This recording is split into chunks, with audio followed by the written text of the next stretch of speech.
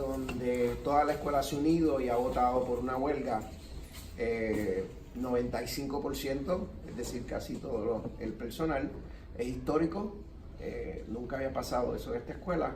Y entonces hoy queremos hablar de por qué eso pasó, las historias de algunos de los maestros aquí. Tenemos también una estudiante que va a compartir su perspectiva. Le pedimos también a los compañeros que quieran ¿verdad? Hablar de su historia, pero queremos que los padres tengan la oportunidad también de hacer preguntas y preocupaciones.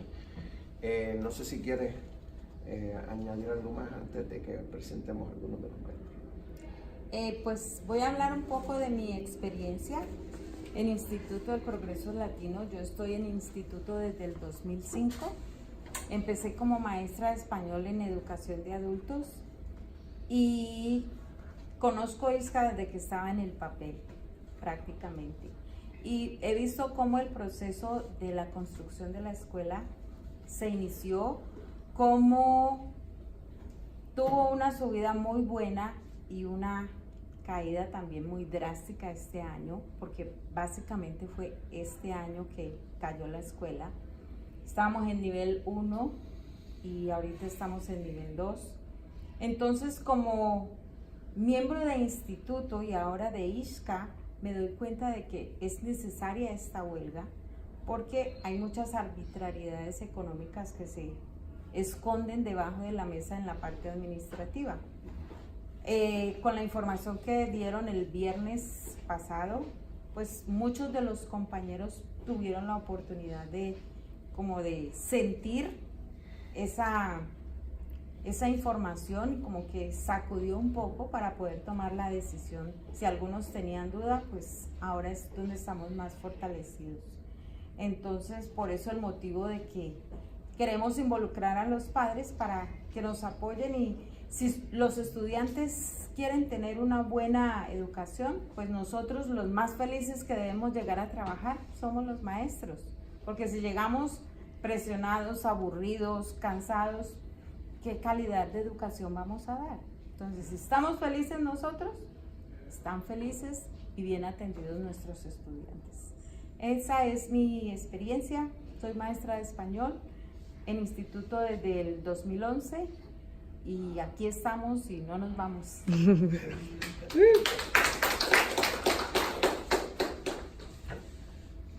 Si quieres presentarte, English and Spanish, whatever you prefer. So, hi, my name is Iris Herbacio, and I'm a senior at IHSCA. And I just wanted to say that I'm not ashamed just to say that I'm a special education student, and I have not been receiving my services, which is another teacher being in my class, which is all my 5 classes that I have, and I really do desperately need it, especially in my English class. And I know Mr. Brooks can manage everything, but I also need that extra help, that extra push. And I don't have any help with none of them. I literally struggle with my classes. I need help, but I understand the teacher understands that they need to help the rest of the class and stuff. And I don't know, I had really high expectations this year as a senior. It's my last year out of high school, and I was very disappointed because none of our resources are working. Half of the computers that we have in our classes don't even work, don't even function, don't even have keyboards. And plus, we don't have books to individual books, and all of the classes could share. We don't even have that. Some of our community boards don't even work, or the teachers have to literally buy the materials to us to get that education. And I find it really, I don't know, disappointing that my own teacher has to buy the supplies for our class out of their pockets, which is not supposed to be that case. It's supposed to be the administration supposed to buy that material so I could get that proper education. And I'm just standing up for me, myself, my classmates, my lower classmates, and plus I have family members that go to this school, and plus my brother has those special needs services, and plus he don't get those services. So my brother, it touches my heart so much because he means the world to me. And it's sad that he don't have his services neither, and he really needs it. And I know I need it, but I know he needs it more than me. He has a lower reading level, or lower, I guess, I don't know at like a lower reading level, and he really needs it. And it's so sad that he don't even have a teacher near him and stuff. And I know my other cousins, they don't have that IEP stuff, but I know they're gonna need that other push for those other resources that we need as students and stuff. And I know my teachers do the most effort just to give us an education. They put a smile on my face every day. They know what I've been through. Mace Chambers knows what I've been through my trauma, or other teachers as well. And they push me every day just to say I'm fine, it's okay. And it's so sad that my teachers, that they don't have like the proper contract that they need. So it's sad, like I see one teacher leave, and then another teacher leave, and then another teacher leave, and then next thing you know, I end up with a sub that don't even know the subject that they're in. I had Mr. Nisbeth, and he wasn't there, and I had a teacher that was just talking about their life, and they weren't even teaching me about science. They were just teaching me about, oh, in my country this. I'm like, I understand that, but I want to know my work. I want to know my education, which is not fair for me and my other classmates to learn about someone else's life, but I want to learn about my curriculums, my science and education. And plus, the only thing that I haven't been seeing out of the school is my uniform is a big deal. Let's say they say, oh, these pants are way too skinny. I've been having these pants for the past 4 years, and my mom, I'm trying to cry. My mom busts her butt just to get me my uniform, which is sad. Like, I know my mom has done so much for me and my brother. She is a single mother out of 4 kids, and I am the oldest, and I have to help her out. So she wouldn't do anything for my other younger brothers, which is sad. I know my mom cannot afford a lot of stuff, but I help her out as much as I can. And which is that administration gets mad on me and my brothers for having the improper shoes, the improper pants, or the improper uniform.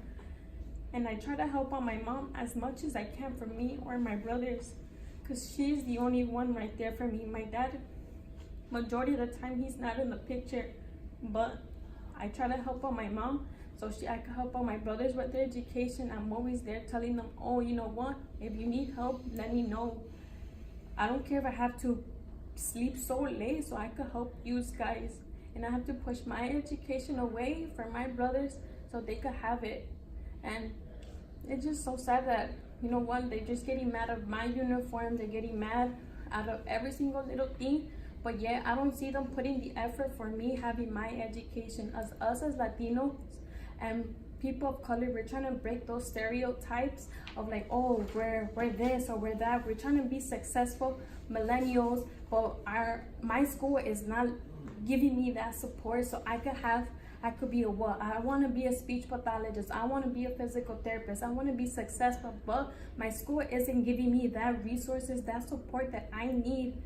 And bet my other classmates, they want to be lawyers, doctors, whatever they may be, but they don't want to help us. Us as Latinos and people of color, we must succeed and break these stereotypes so we could succeed and help our family members out.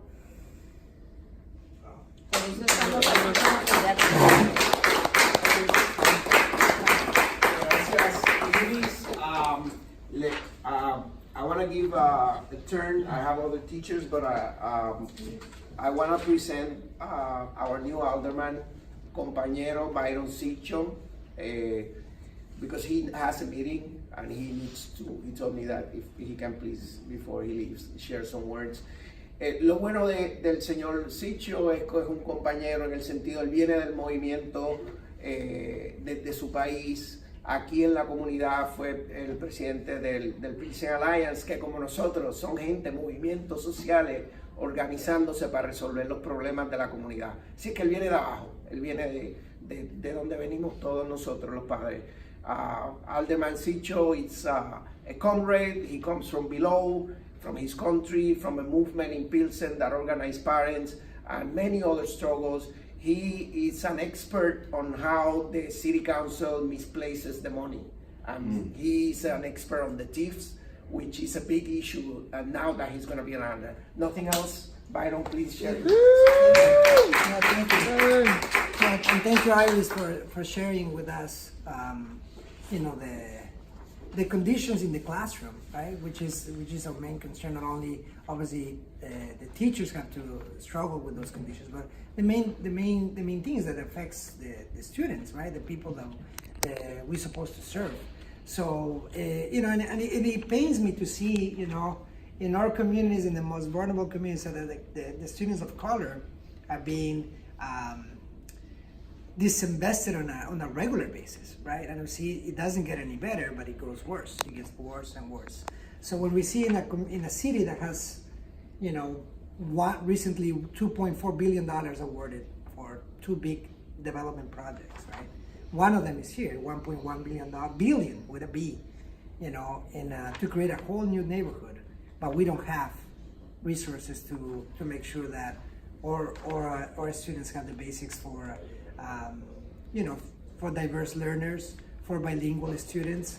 So I think that those are the things. That's the disparity. That's the inequality that we need to address.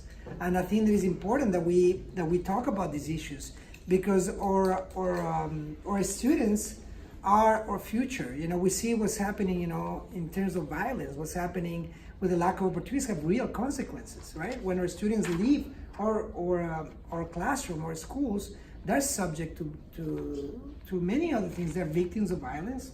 And I think, just before I came here, I had to go visit a student a high school student who was shot in the leg, just because it was just a random shooting, right? That's not too far from here. It's an 18th and 18th place in Levitt, on Oakley, right here on the community. And to see that the shooting was on Monday at 1:30 p.m., So those are the kind of things that we need to make sure that we address. I think investing in our schools is not an expense. For way too long, I think, especially in some big charter networks, we see how they operate, They look at education as a business, as a corporate model. I have had many disagreements with how administrators, and I think at some point even one administrator said, well, unfortunately, this is not like Google, or this is not like where we have, the resources. And well, fortunately, this is not a private enterprise, right? But some of the networks believe that this is a private enterprise, and that our students are seats, that the teachers are expenses, and that we need to cut, to be able to do whatever they consider a priority. But our priority is always going to be to make sure that the resources are adequate. We talk about the basics. Start reading what we talk about, like having a nurse, having enough social workers, making sure our teachers are not living in poverty, that they don't have to work 2 jobs to make ends meet. And these are the basics that we're talking about. And if we are not addressing this, we're failing. That's the real failure. If we don't protest this is the failure to students like Iris. I think her brother. I mean, it is a shame that we have to be in this condition, in this situation. But I'm very proud to stand with you, with the students, with the teachers, with the parents who make the community, who make the schools. So this is an important fight. It's not coincidence. 95% of the teachers said this is important.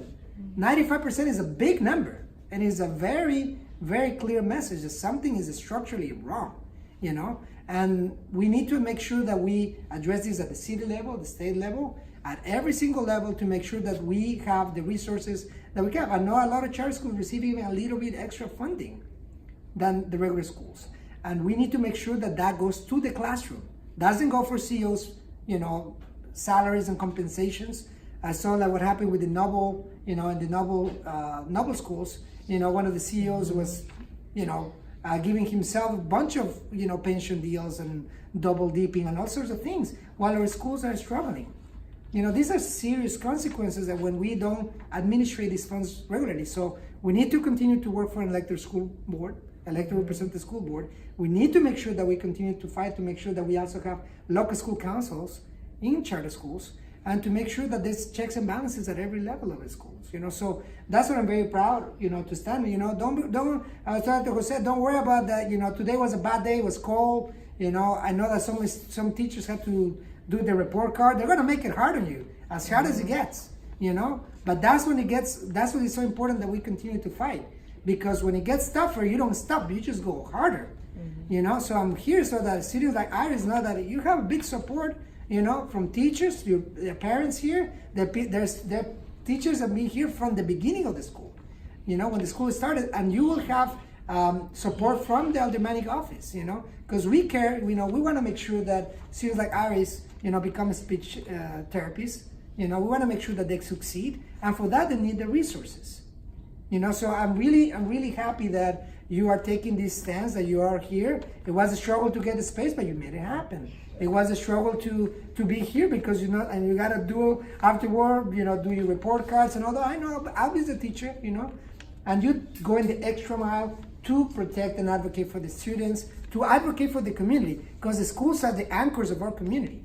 So that's why it's so important for us to be here. If the schools are not succeeding, our kids are going to be subject to violence and other issues, and I think that we have reached a really critical moment when we cannot let more of our kids being in those situations. We cannot let them to die in the streets, to be victims of violence.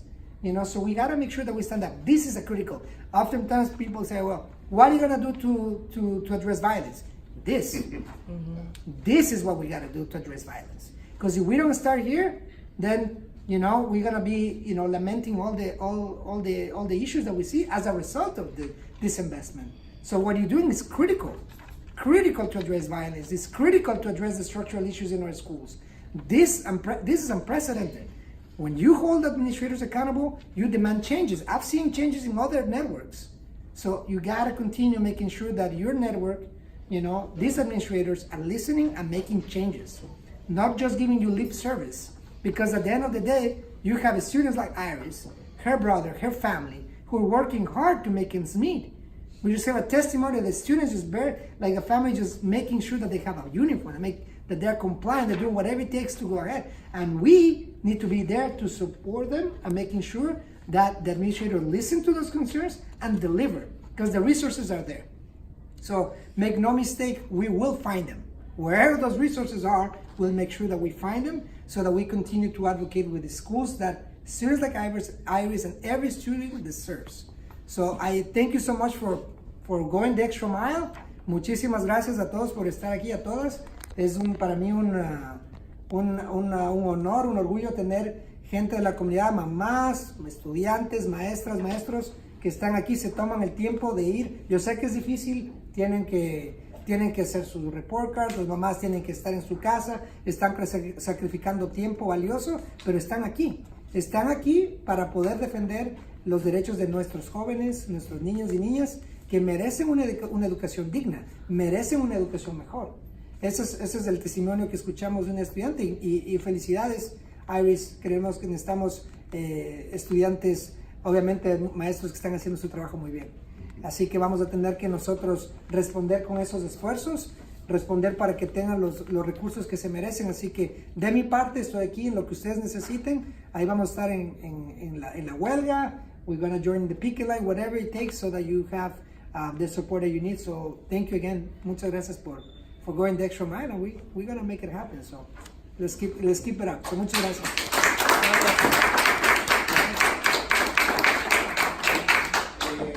Así que él se tiene que ir, pero mientras quería pedirle a par de maestros que si quieren hacer un testimonio más, pero I wanted to leave at least 20 minutes for parents to make questions. We have to be out of here at 7 sharp, okay? So, Mr. Rains, if you want to share.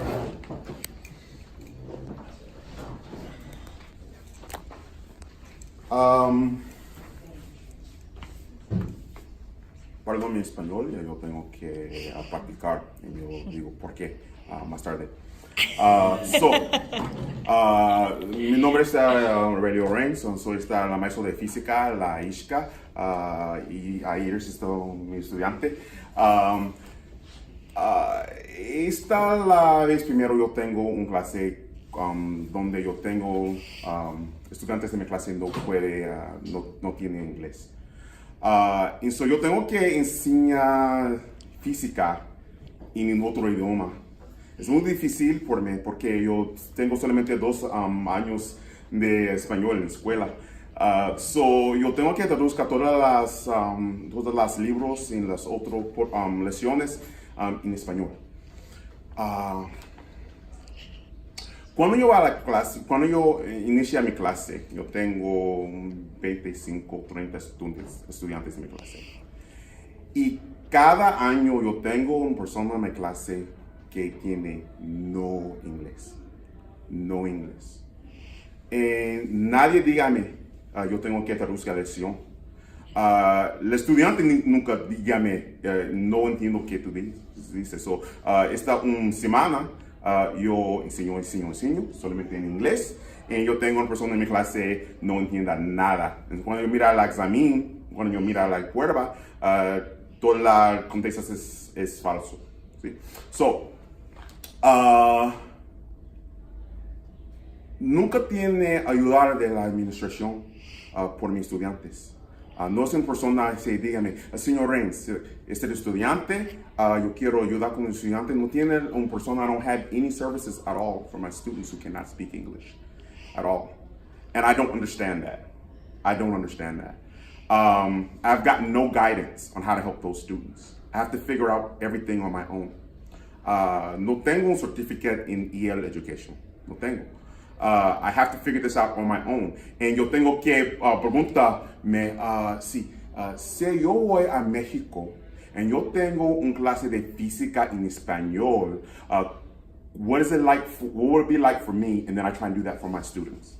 What would I want them to do for me? And I do that for my students. And that is not acceptable. It's not okay. A veces está una idea that los pocos está suficiente por nuestros estudiantes, nuestros niños, nuestros hijos, and it's not. The smallest amount is not enough for them. You know, they deserve everything, right? Our children are stars. They deserve the universe. And we spend so much time trying to come up with excuses as to why we cannot give them the absolute best education. And after 13 years of being a teacher, I do not accept those excuses. We cannot accept those excuses. We are striking because we are tired of excuses as to why our students are treated like second-class students. They are not. They're first-class students. They're incredible people. And they have all of these dreams they come to my classroom with. And I want to make sure that in my one little area, I have the capability to help them meet those dreams.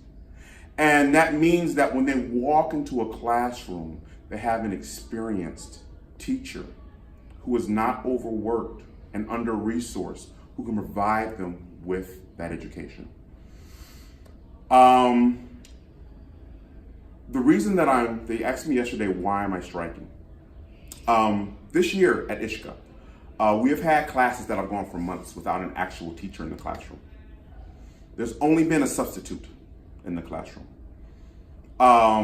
So I would walk past the class and I would just see kids doing nothing. No work, no lessons, no nothing. There's a person sitting at the front of the room, they may be reading a newspaper, just sitting there doing nothing, maybe on their phone, and the kids are just also on their phones, they're playing cards, they're just wasting time. And I'll go into the classroom, say, what are you guys doing? Oh, we have a substitute. Well, what work do you have? Oh, we don't have any real work. So I will go out of my classroom, go to my laptop, print some stuff up, say, this is a chemistry class, here's some chemistry work. Start doing this stuff right now. I'm gonna collect it from you tomorrow, and I'll tell the administration we're gonna put the grades in. I want this done. That's unacceptable. Unacceptable. So I understand that maybe the message is that we're just here for more money. And we're not here for more money. We're here because we have this incredible resource that we've been working on for so many years. And now here we are at year 10, 11, 12. And we're looking for fruit to come from that resource. And our resource is our children. And we want to make sure that we're giving them enough water, enough sunlight, and enough earth so they grow up big and strong, so their dreams reach the sky. So thank you all for coming to support. I look forward to seeing more of your support. We can do this. Thank you.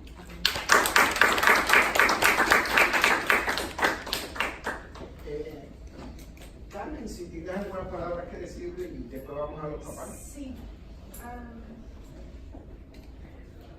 Hola, buenas tardes. Mi nombre es Carmen Ramírez, yo soy maestra de español también. Muy corto, ¿por qué estoy aquí? porque sus estudiantes son sus hijos, ¿verdad? Pero también son mis hijos. Y nuestros hijos no están teniendo la educación que ellos merecen. Y tenemos que poner un alto a esto. Yo quiero que nuestra escuela les ofrezca una educación digna de ellos. Y hasta ahorita no es digna. Y lo que más me irrita es que el dinero está ahí. Iris está sufriendo. Los maestros estamos sufriendo. ¿Por qué? Solamente estamos pidiendo recursos básicos para trabajar. Eso es todo. Y disculpen.